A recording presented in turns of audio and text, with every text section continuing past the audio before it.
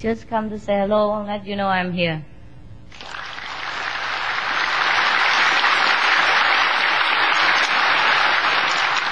You know what? It's very nice to have a village, huh? I always dream, like every of us, huh? All of us have dreamed like we should have a kind of spiritual village, huh? Where we can live together and all the people work together, and that would be nice. But I don't know if this kind of idea really is acceptable for this kind of planet or not. It seems difficult. There are many different groups have tried also. And sometimes they're successful for a while. And also depends on where you are. If you're in India, perhaps you are safer. Because Indian people and Indian country as usual, normally they are more accustomed to this kind of spiritual group and all kind of spiritual belief and systems. Nobody cares. The Buddhist would go to the Hindu temple, and the Hindu would go to Bodh Gaya and bow to the Buddha, and etc., etc. And the Muslim would, go together with the Sikh, whatever. Religious atmosphere in India is very, very harmonious compared to other places. And so if any spiritual group, big group, survived, almost in India, or in Tibet, if there are suddenly so much a vast rush of big positive energy concentrated somewhere, then immediately you attract even bigger negative energy to come. Because this world is a world of negative energy. Not because the world is negative.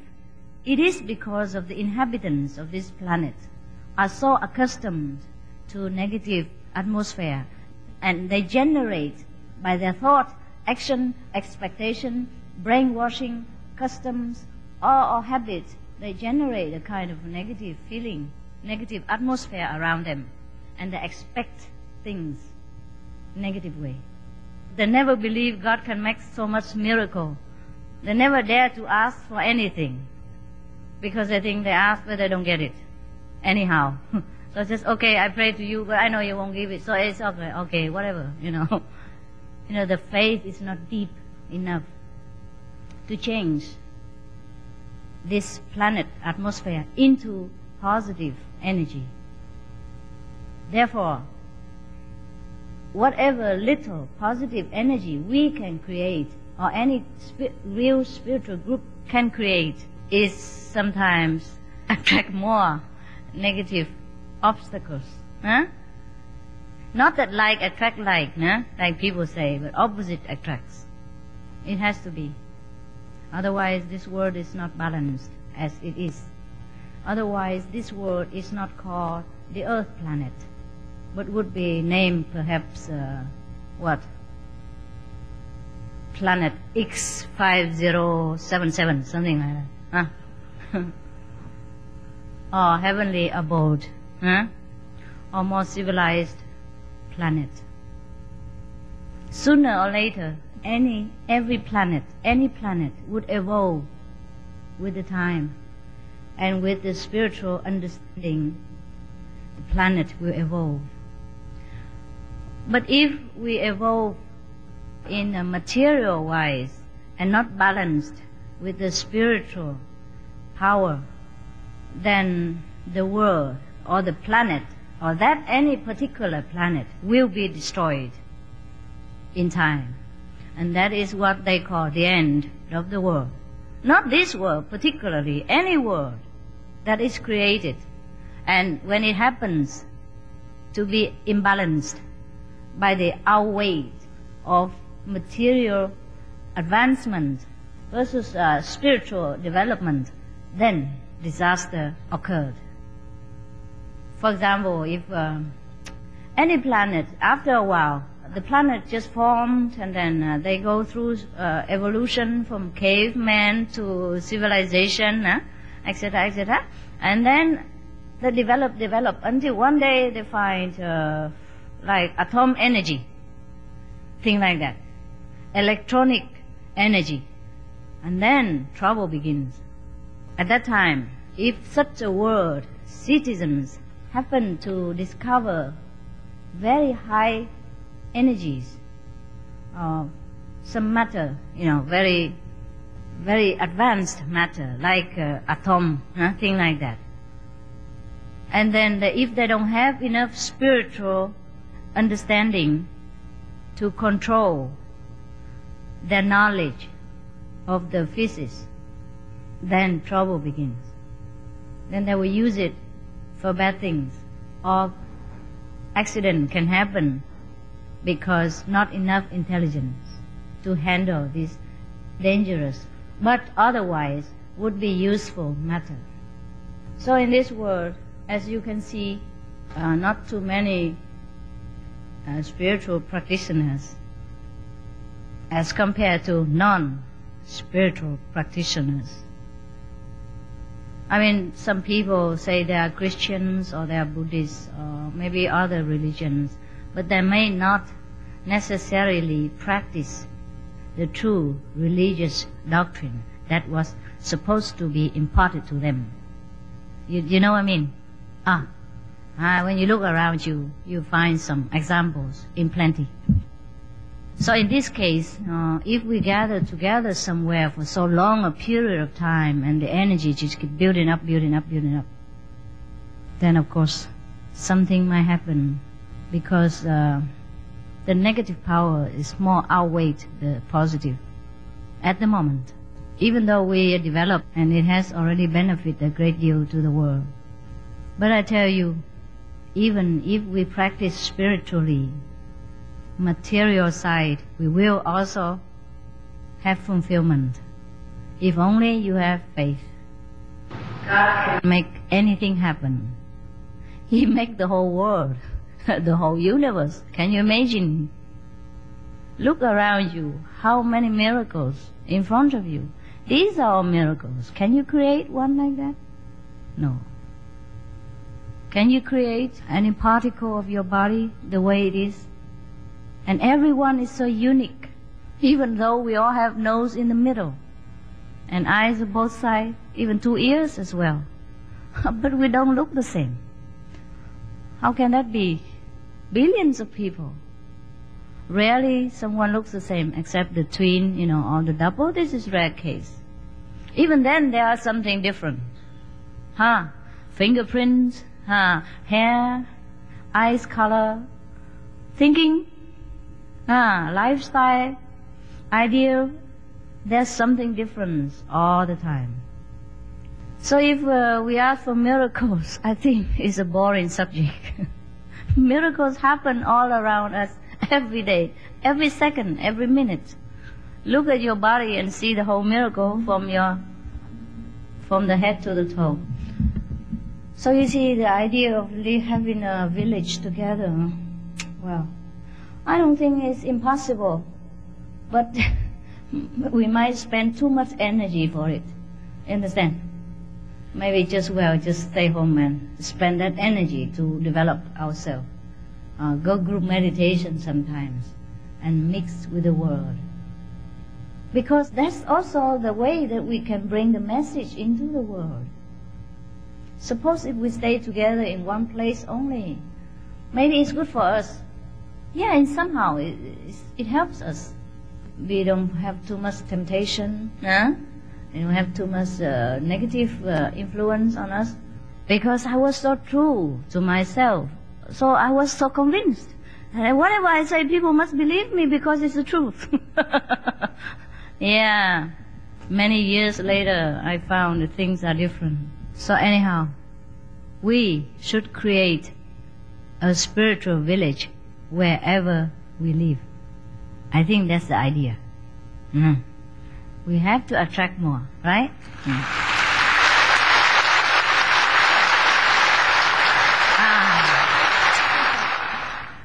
What I mean is, the idea is to bring heaven into every home, so that every home is a Buddha's land, every home is heaven.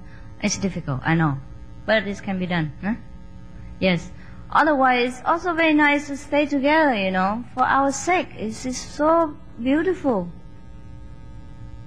But how about your families? You see? Your friends, your associates, your boss, your work, they need you. They need you, your spiritual energy. Also, they need your loving presence to understand more about the God within themselves. If you bring that God to me, to our initiates, and stick together, all the gods sit there, God number 2, God number 1, number 3. How about the society? Yes. If the world has no light at all, it would be dark. Better one light here, one light there, than no light. Better dim light than no light. So we have to light up our surrounding. Make a spiritual village with the center is ourselves. We radiate loving energies. We make shining examples. We make a kind of heaven for the people to take refuge in. Wherever we live, we must create heaven. And that is our spiritual village. So we should not have only one spiritual village concentrated in one spot of the planet, but we have it everywhere.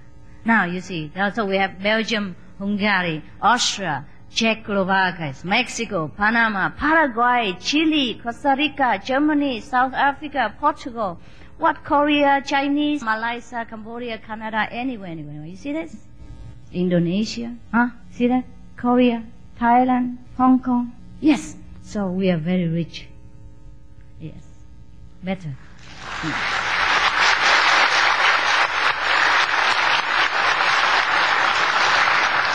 But we have tried. We have tried the alternative. So we also know what it is like to stay together in one place and work together. It's also fine. You have to be the center of the light in the society where you live, where you work, where you have your root. You have to develop from there. You have to branch yourself everywhere like a big tree. So people will take refuge. Everyone must become a Supreme Master. Everyone must return to your position as a Supreme Master, as a Buddha, as a son and daughter of God. There's no need to take refuge anywhere but inside yourself, because you are God. Didn't the Bible tell you that? Yes. God made man in His own image. Yeah? Remember? At least we are the children of God. We must walk like God. We must act like that, like the Prince of the universe. No need to take refuge anywhere. No need to run around to any spiritual village or do anything special, go to Himalaya or nothing. Because you are God wherever you are. Yeah? Remember? Don't be weak.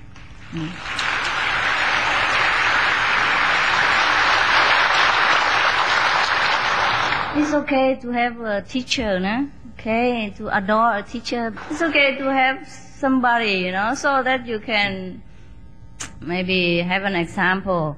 But you have to spread, Like take a root here, but the root must spread everywhere in order to sustain the whole big tree. And the tree must branch itself, big shade, so it protect a lot of beings. In the Buddhist story, there is a Buddhist scripture. There is a story about the tree, the banyan tree, Bodhi tree, very big. The 500 monks could take refuge underneath of its shade and to practice meditation. In the old time, they don't have tent like we do, and they don't build houses, a big building like this, no aircon. Just take refuge under the trees, and that's how they can practice.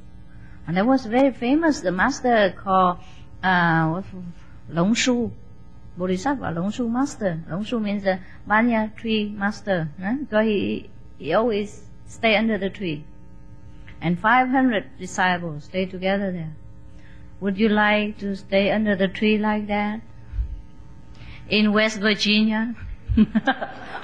Christmas time. Huh? Boo. Boo. When the snow is higher than your head. Yeah. Let's be practical. Now, you see, in India, it's more convenient because the weather there is warm. And the people's need are very, very little. They live almost basically close to nature, and their needs are few. They have no comparison to think. They don't have a neighbors to look up on like a richer or something like that. Almost are the same. Even the rich in India are not that, they don't look so glamorous like in America or elsewhere. When I was in India, I knew a few doctors, physicians, but their houses are bare, really bare necessity. Their clinic, so-called clinic, you came in and you see one bench, wooden bench, or two benches perhaps. And then in the evening they put wood, plywood, they put on top, wood sheet, thick, and thick like this on top, and then they sleep on it. Become a bed. Yeah, and the clinic's like that. And there's only one kind of cabinet. Inside there are a few aspirin or something that I could even handle myself. Help yourself clinic. And they don't earn that much money either, because most of the patients are poor. And some other doctors, I know one family, the wife is a doctor, and the husband is a lawyer. But their house also barely anything compared to your house. Understand? So even if the rich in India don't make other poor people too envious, so their life a little bit, very contented with whatever they have. So if they have a spiritual village together, they also have bare necessities. Very simple living. Also climate hot. They don't need anything. All they need is some chapatis to eat. And then they meditate. And they drink water from the river. Or they dig the wells, live together, and they plant rice. Some spiritual communities in India, they plant their own food because they believe that the food outside is so contaminated. So they rather plant their own wheat, rice, fruits, and this is fun. It sounds very romantic, But I don't know if you, as the householders, used to with luxuries, like in American standard, would be able to last there very long. Some of you can, but not all of you. So the idea of spiritual village, I think, we better just leave it for a while. If it comes, it comes. Actually, I did not start in Taiwan, even in the first place, to have a spiritual village at all. I didn't have any village, to tell you the truth. When I first started, I don't even have a house. I stay in a disciple's house. But that was afterward, after a long time. First, when I first came, I just stay in a temple, like every other nuns or temple worker. I clean the bathroom, clean the floor, for the people to come in and worship the Buddha. And that's it. And then afterward, I don't know how I became famous. I forgot. Somebody dig me out. Yeah, somehow. God, he play some game. And then so after a few times, and I have some students, and then when I came down, I stay in their house. But moving, sometimes stay in this house, sometimes stay in another house. And then later, so many people follow me, like you want to do now. Like the sister from South Africa want to follow me. And I just follow.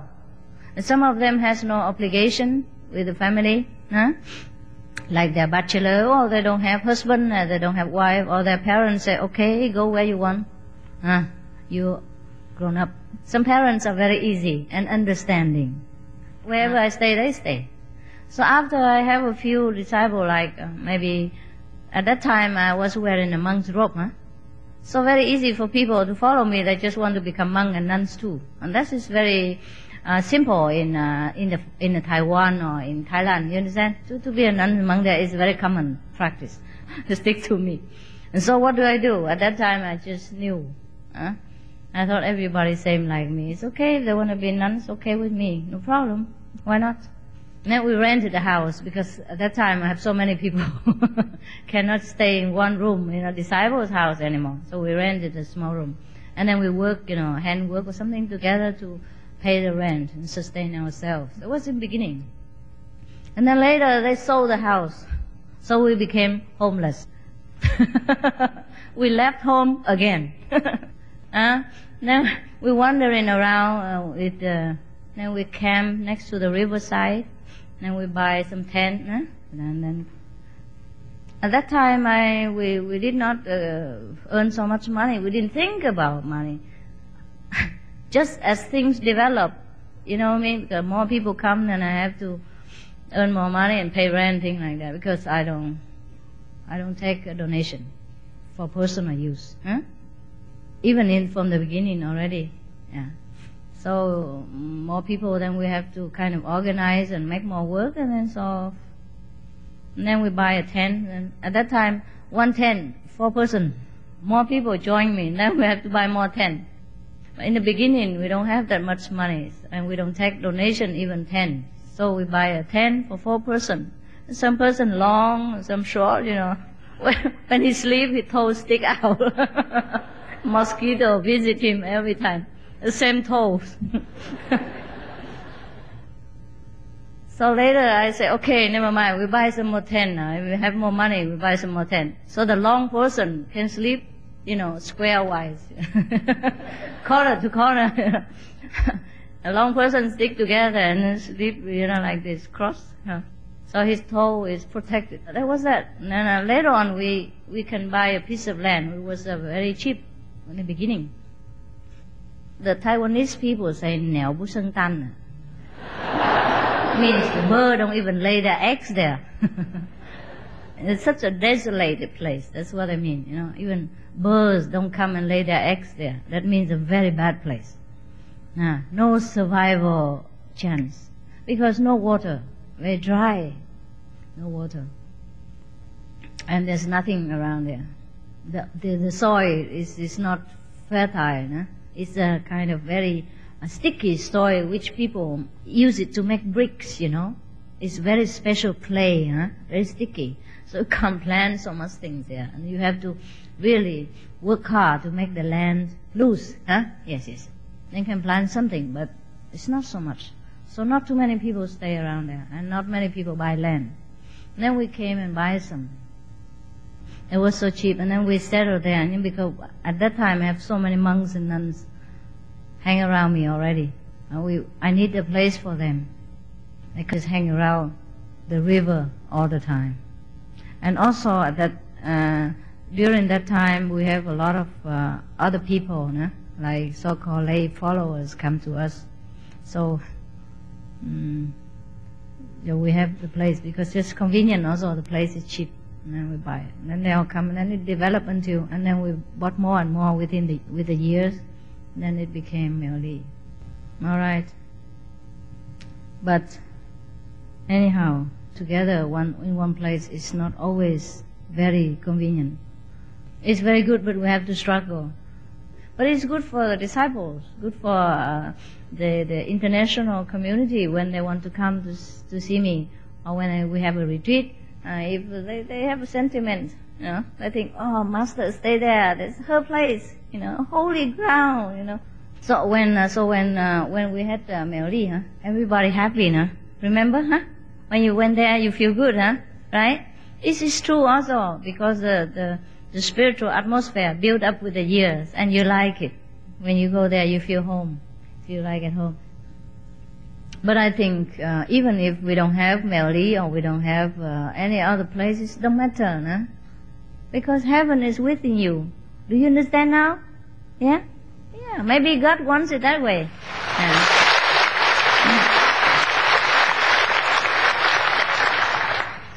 Maybe God wants it that way. Like I said, wow, that's beautiful things that we bought. We have built with our hands. It was the most beautiful place in Taiwan. Yeah, we made it so beautiful. You haven't seen behind. Some of the foreigners don't go to behind the mountain because we spoiled you. We let you put the tents in the front garden, where it's more convenient for you. Back mountain is 2 kilometers away. You have to walk back and forth, and we worry you're tired after a long journey. So many of you don't know the caves that we made by hand ourselves. It's beautiful. We dig out the mountain like this, because we want to protect the landscape. The mountain were very difficult. The back mountain, there are two shapes. One is a little bit flat and a little bit sloppy like this, but the other one is so slanted like this. But when we dig cave into the mountain, wow, you look down, they are so beautiful, it's out of this world. Really, Himalaya caves are not as beautiful. The way it's structured, so beautiful, because we wanted to also protect the landscape and the environment, so we don't destroy the mountain, the shape, we keep it. So we just dig into the mountain and then build it inside. Very beautiful, very beautiful. If you have the chance to go and have a look. I make a tour guide, and while I guide you on the tour, I can also blah blah on spiritual issue.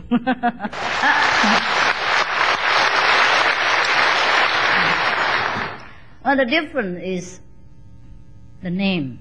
I'm a tour guide too. I'm a spiritual tour guide. I will guide you back to heaven.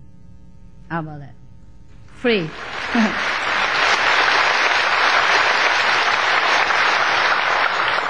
Not that there is a place somewhere called heaven, but we must remember the heaven within us. And I just remind you, I have the way to do it.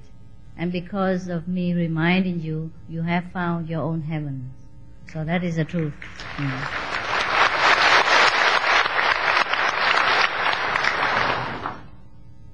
Yeah, that's a beautiful place. Even though I know God can do anything, but just let it be. God can do anything, but God doesn't do it. Because we have to do it. God is not there to do everything for us if we don't want to do it ourselves. We have to ask for it, we have to want it, we have to create our world. We have to take matter into our hands. We have to realize the godness within us, the powerful energy that we possess. We have to develop that. We have to remember it. We have to make use of it.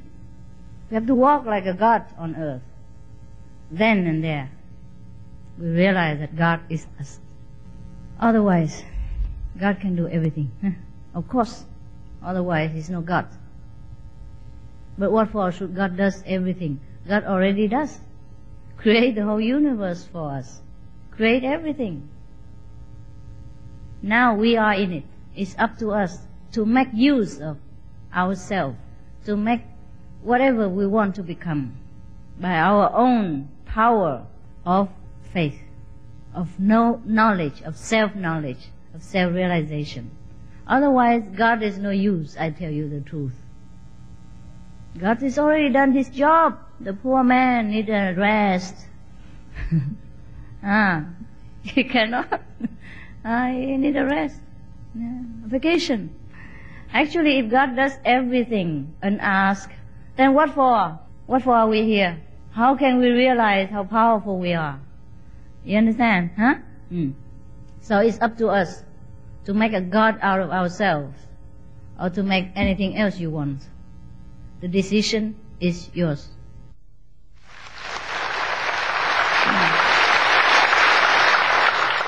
But to hear it is nice, but you have to make use of it, My God, it's so difficult to become God, Yeah, why not?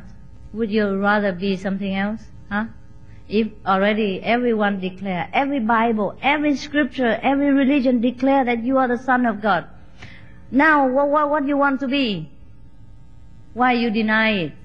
It is because of the mind, the brain. The social custom make us think that we are low, we are weak. Can't even believe that God will bless us with everything. Ask anything, you have it, but you dare not. Most people dare not dream that God will give you this, give you that. Why not? That's what the old guy there for. But many people don't ask him, so he just take holidays. Christmas, for example. God is within you. God is yourself. Every lecture boiled down to the same topic.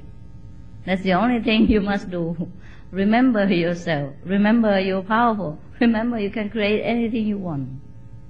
With the power of your faith. With the power of your self-realization. But sometimes, because we are so used to with the less, we are not there to believe that we can have this and that and other. That's fine, that's fine. We also don't need to have so much. We also don't need to be a millionaire, be rich or anything like that. But it's possible. It's possible even with spiritual knowledge to be anything you want, to have anything you want. Provided you want it enough. Provided you really want it and know that you get it. Most of the time you say, okay, I don't think I get it anyhow. But I just ask him, but I don't think he get it. That's what prevents us from having what we want. Because we already expected that the guy will not give us. That's also okay. If you have enough to eat, fine. You have enough clothes to wear, it's okay. No need to want too much, also fine. But it's not impossible, I just want to tell you. So many people already prove it to you. By the power of the mind alone, they can move objects, they can walk on fire, they can walk on water, they can pierce knife through their face from ears to ear and nothing happened. Not even one drop of blood come out. Even with the power of the mind alone, astral power, you can do that. They say that America is the land of opportunities. Maybe it's true, because the American people, they have strong will. They believe they can do. They demand all the time, better, better, better. They do not hesitate or feel shy to ask anyone or even God to fulfill their dream. That's the way we should do it. So, do not try to run away from home or take a refuge in somewhere else, and not even take refuge in Master. Master is you. You have the Master inside. What's the difference between us? Maybe your IQ even higher than me. Who knows? There was a film in America, American film with what? With John Travolta. No? I don't know the title. But the film describes a man with the power of moving object. Also the power of knowing some event that is happening from faraway places, and then can predict something or can read other people's message through the air. And many people don't believe it. Even they saw it. They don't believe it. They don't believe it's just a concentration of the mind.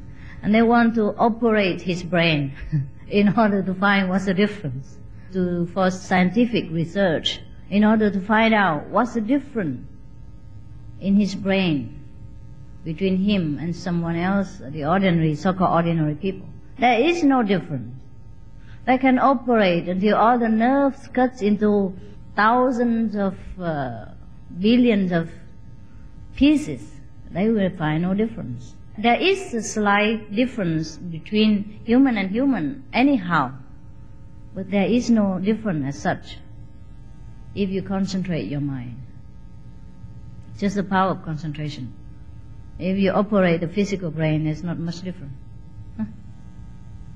So it's even dangerous to be talented, to boast your power of psychic.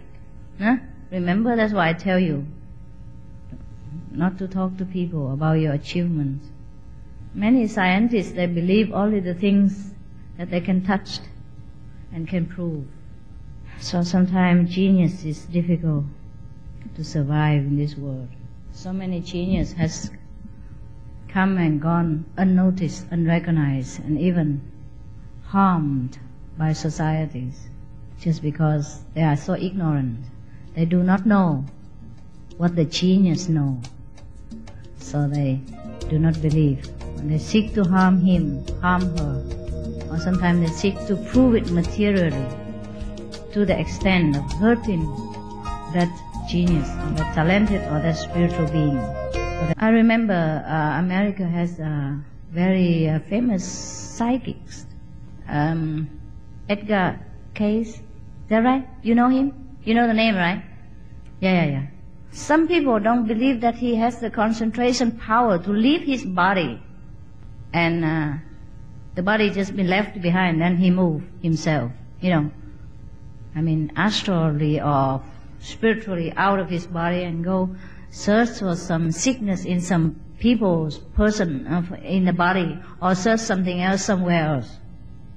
So they try to experience, stick needles into his fingernails. You know that? Do you know that or not? Well, read his books. Even I know.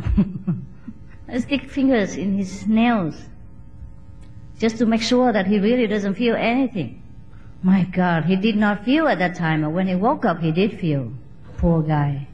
So that's how the society treats a genius or extraordinary person sometimes. It's not Jesus' time only, okay?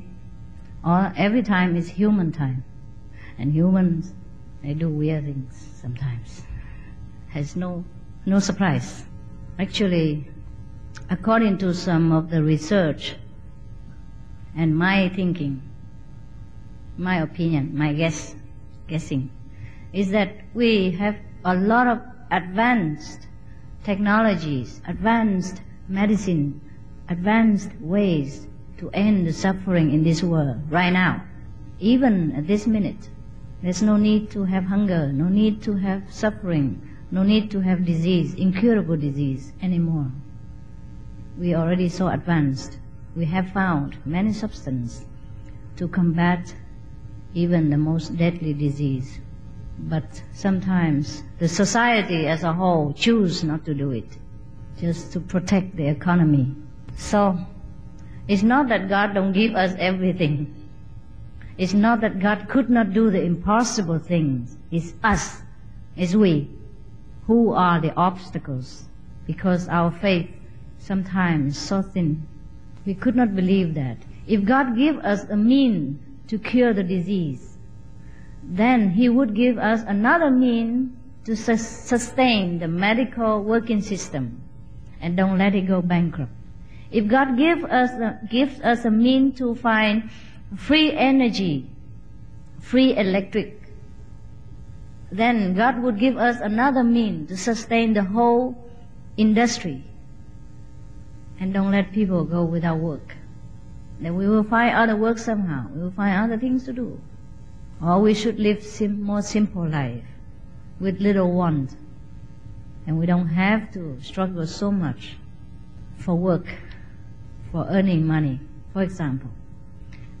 Then there are many geniuses who can prove to us that it is workable, that this world can become paradise, even materially, in one instant.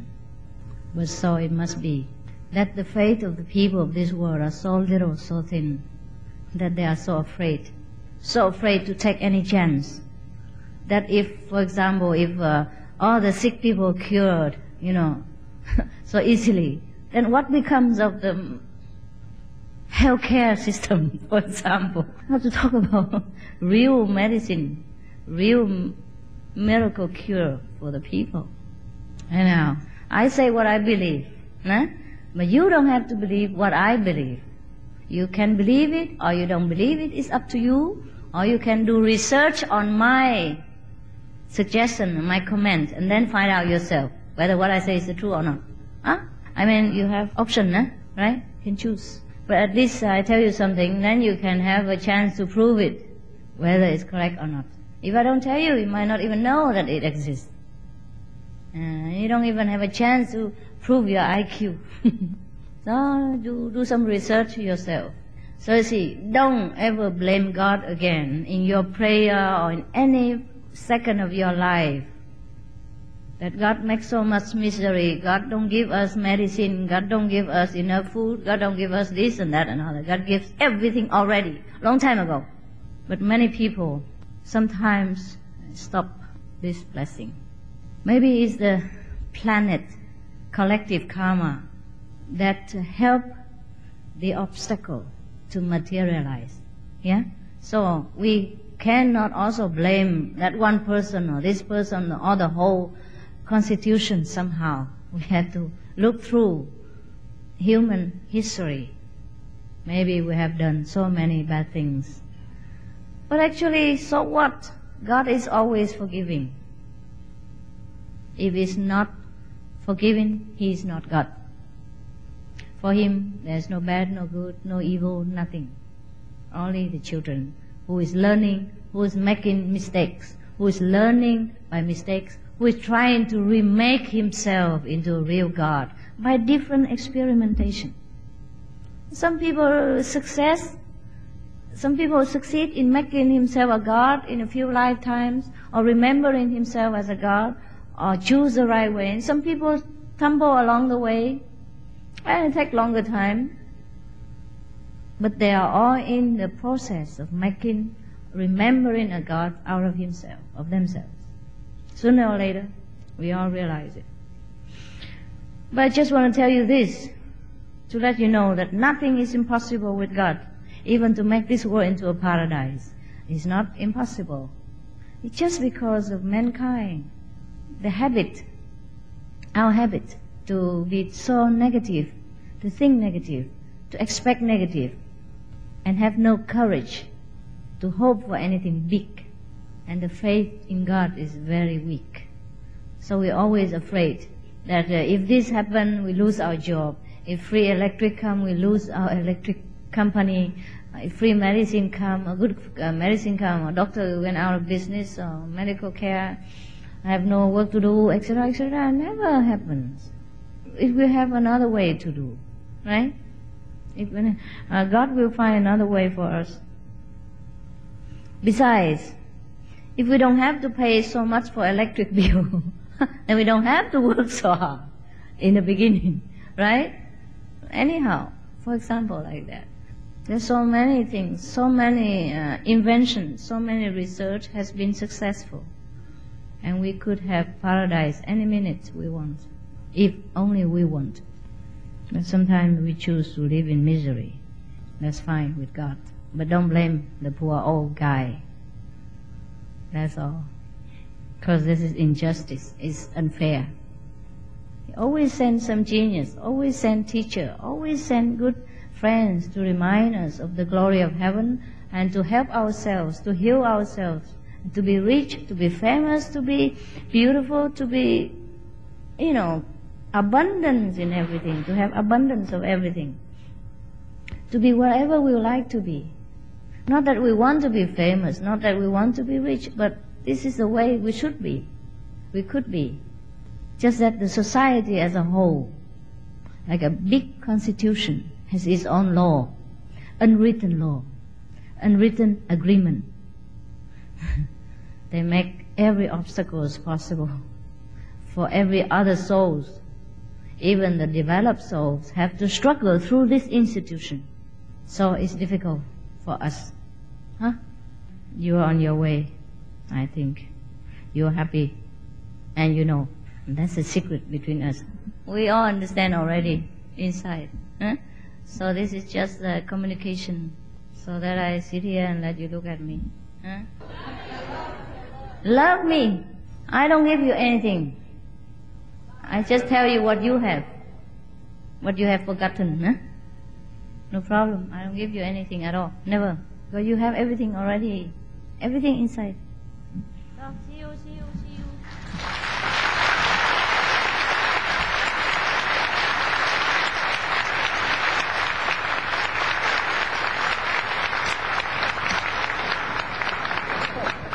I'm really happy to see you. Really happy.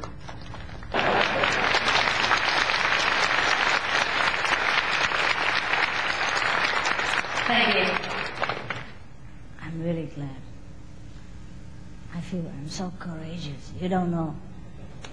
I'm very proud of myself.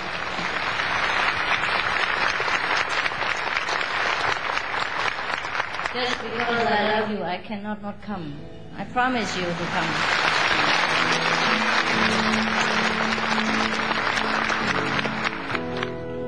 I see you later. Go eat. Have a happy meal.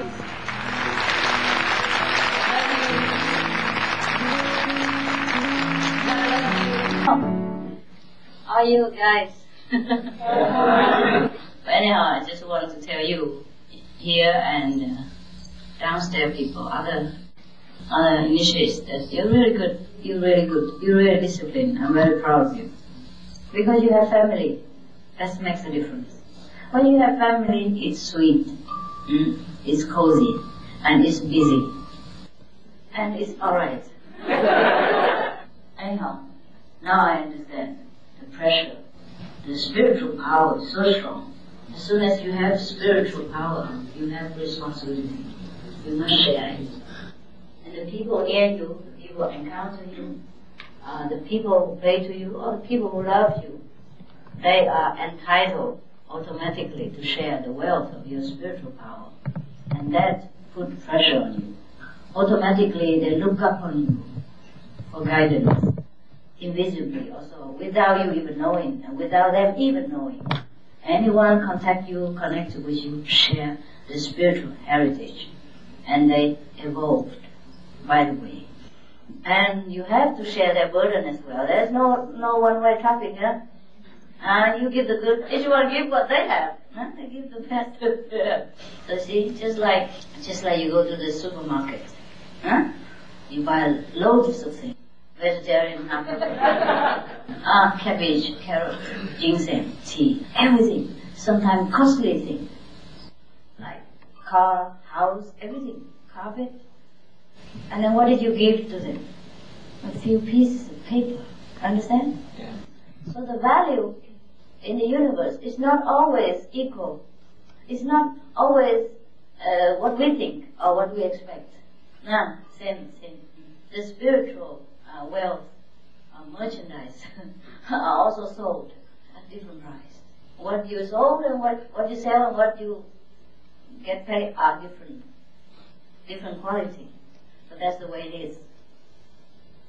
People cannot scold you for giving you just a few pieces of paper. Because that's the way it's arranged. Everybody agree upon it. And this is the way it works, is the law. It's accepted. See? Similarly, spiritual power also can be shared, can be sold, can be exchanged, but in different ways. And this is accepted in the universal law. Nothing we can do about it. Rarely you can go to the supermarket and change your few carrots for their cabbage. They don't accept it anymore. Even though the value may be even more, or at least equal. But your carrot will not be accepted in the mall for another cabbage or strawberry jam, whatever. Even if the value is the same. You have to bring this useless, worthless, thin, good for nothing piece of paper. And they're happy. You see people's eyes when they see this piece of paper. Why is it? They give the best thing of their harvest, the best of their labor, just to get a few pieces of paper. And they're so happy. Well, that's the way it is.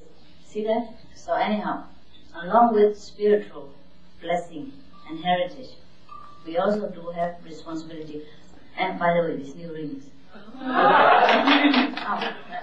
You design some of the earrings and some of the rings very small, yeah? I design first of all, because some people like it. Yeah? I have to design up to my standard, the way I like it, for my artistic satisfaction, not necessarily for money. So, and anyhow, I design some new ones. I tell you what's all sometimes, just for fun, huh? So we have to look beyond the immediate, go above the future even. Oh, we don't have to even, we don't have to. It becomes effortless now. Oh, we look at everything so light and humorous. Yes. Therefore, when people, they predicted us something, they predict you are wrong.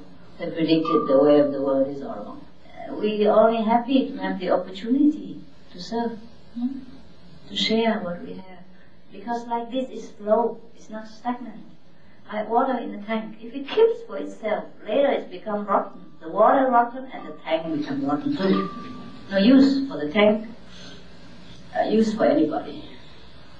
Money is there only to flow, to be used, to be helpful in different ways. It's not for us to just keep there and do nothing when necessary, according to our means and according to the necessity and the importance of that event. Because sometimes we have one person, but that person affects the whole country or the whole world, then that person is important. So not that you always have to help a lot of people in order to be righteous or to be reasonable. You sometimes have one person or two persons, it depends. and that person help the whole world. Like if you help Jesus, but you help Buddha, what do you think? It's not to help him personally. It's to have the ideal, the noble heritage, the spiritual awakening of mankind. If that person is alive, is comfortable, is supported, is helped, is understood, is protected, for example. Because these species are rare.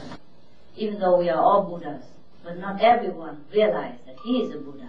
That's the difference. Even though we are all children of God, but not everyone realizes that he is the Son of God, the way Jesus did, for example. So these people, you cannot count one. Because righteous people, selfless people, is rare. If we find one, we must help. If really we believe that he is good, she is good, we must do it. We must stand up for our belief. Otherwise, what for do we practice? Okay, anyhow, folks, sorry I'm late. The contact person kept me. Because I was talking about the secret of how to make money and they want to hear all the time. I said, we have to go down and share with other people. We all want to make money, don't we? Oh yeah. Anyhow, the secret of having money is not how much you earn, but how much you save and how much you spend. Many people always spend unnecessary, and in the items that you pay, you could pay less for the same quality.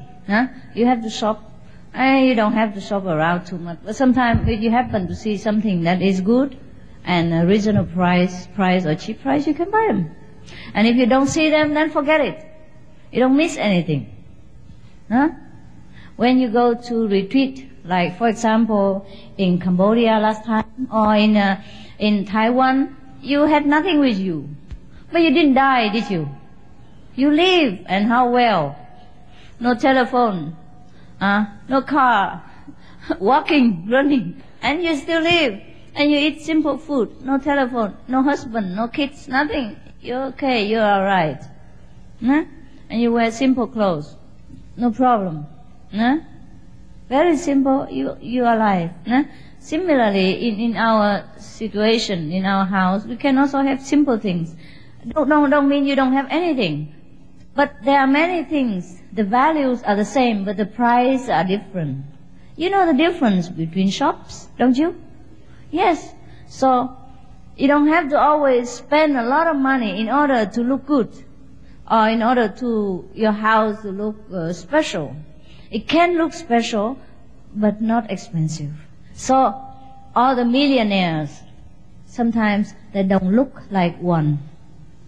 The rich people, they don't look like one. They don't always drive in a limousine or Rolls Royce or, Cadillac. Yeah? They normally drive ordinary car because they don't need to show off.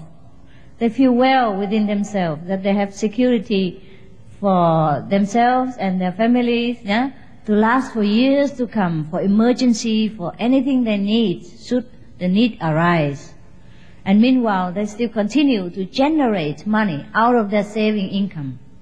So they feel well. They don't need to show off. They don't need anybody to know that they are rich. So they just wear casual clothes sometimes, and then shopping in a very ordinary shop. And their house also comfortable but ordinary. Their furniture are not always antique or anything extraordinary, just comfortable, cozy, enough for them to feel well. So the secret of making money and being rich is not how much you earn, it's how you manage your money.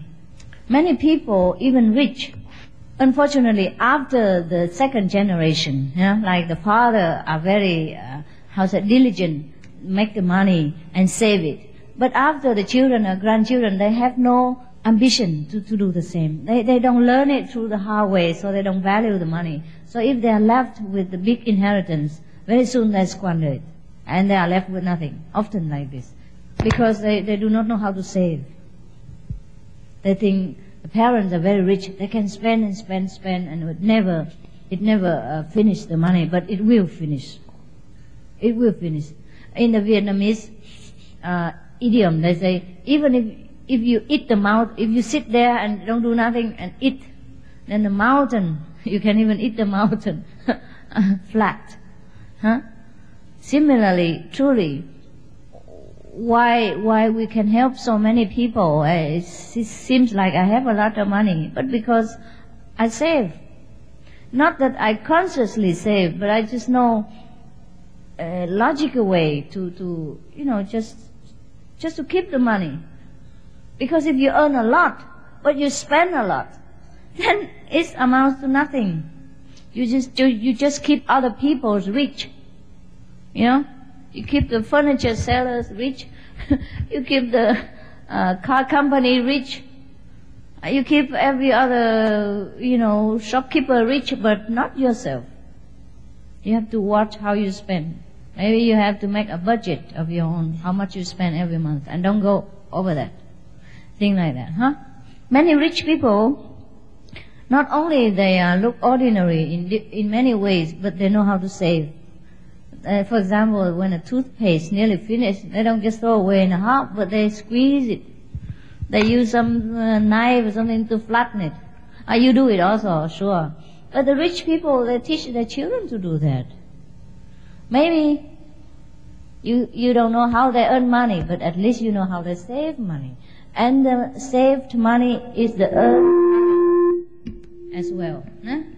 Whatever you save is what you earn too. Is that not so? And in turn, that money will breed more interest. Huh? And then make more money for you. Even if you don't do anything, you put money in the bank, it earns interest for you. And then you can live on that too. So whatever you save is yours. Whatever you spend is somebody else's.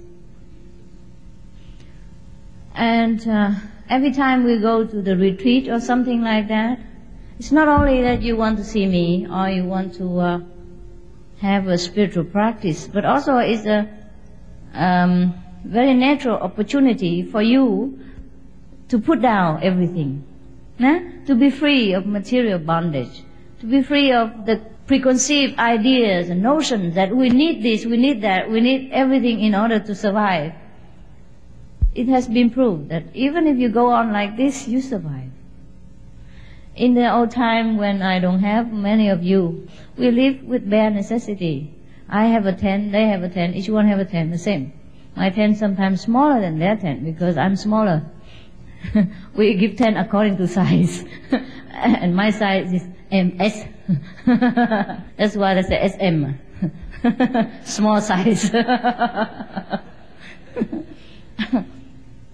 And then each one of us, including myself, would have a sleeping bag and a thin and warm blanket, not wool, just warm blanket inside in case it's a cold time. And if it's too cold, you are entitled to have another sleeping bag.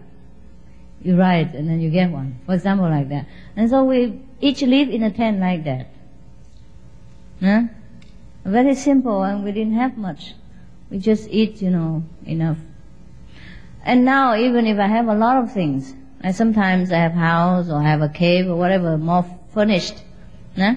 But then nothing more happen. I am still the same. I stay the same like before. I think the same. I live the same. I eat the same, almost. There's not much different whether I have more material possession or I have less. I live through the poorest and the richest. Nothing changed. When I was in the Himalaya in India, I don't have much money. I have to stretch my money very long because I don't know how long I will stay there. Sometimes I just eat chapati and peanut butter. And chapati I made myself too. It's even cheaper than buying it. It's very simple. You have a plate, which you use to eat. And then you just have flour, wheat flour, that you can buy anywhere. And then you knead them in the water, put a pinch of salt in it, knead it the way you knead the bread or pastry, but without yeast. And then you flatten it with your hand. You don't even need a roller coaster, nothing. Just your hand, flatten it, and you put on top of the fire, which you collect the wood from the forest, and then just cook it. After a while, you turn it on the other side, and then you put the peanut butter on top, and then you're on top of the world. Feel good. And then the water you can drink from the spring, or from the Ganges water, no problem. I lived through like that many months. Sometimes eat only raw food. If I go too high, on a high altitude, the air is too thin, or I don't know, can't cook. You can, but it takes half a day to boil a little 2 centimeters of water. I forget it. I drink it cold. You can't boil cabbage if you don't have a high power gas, If you have, you can. But if you just collect wood, it's most of the time already damp from the snow, because the mountains in the Himalaya are non-stop always covered with snow, even in summer, just less. And the army would dig a road between the mountains so we can walk between the 2 mountains of ice. But the ice is always there, even in summer, because they have only 2 seasons, snowing season and non-snowing season. So the pilgrims normally go on the non-snowing season. And if you happen to stay there too long, then you just stay there until next year, if you're still alive. And then you drink snow or whatever. Some people do that. It's okay. Even in winter, you can pick some of the herbs, some of the wild plants in the Himalaya, and can eat them. Some of them taste like, don't look so much like, but taste like spinach. Yeah, like the spinach in America. Except that they are a little bit red with the stem, not green. Tastes exactly the same. Hey, don't go there and eat nonsense. I tell you, you have to know which plant to eat. Okay, don't say the Master Ching I say that, and just taste everything whether it tastes like spinach or not. Before you know it, you're already finished. Don't make yourself become a laboratory. As you know, I don't even have a tent. Can you imagine in the Himalaya, no tent? Or sometimes you find a roof, and a so-called house, but the house is not really a house the way it is here. Because that kind of house, you can see the stars through the roof, and you can see it through the wall. And the wind is very free to visit you any time of the day and night, bringing in the snow as well. Very generous.